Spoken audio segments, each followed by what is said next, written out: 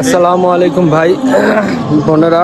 আসলে আজকে অনেক কষ্টে আমি জান্নাতি পাথরে চুমা দিছি।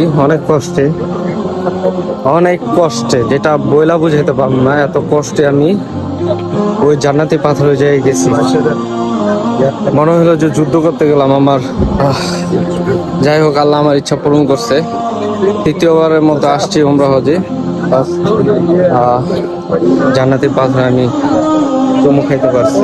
আল্লাহর বহুত মেহেরবানি, আমার উপর মেহেরবানি হয়েছিল, যদি আমি চুমু খাইতে পারছি। সবাই দোয়া করবেন আমার জন্য।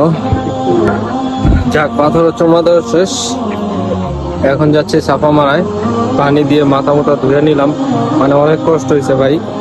ভাবছিলাম আর একটু হলে দমটাই চলে যেত, এতটা পরিমাণে কষ্ট হয়েছে। তারপর আল্লাহর রহমতে মনের ইচ্ছাটা পূরণ হয়েছে।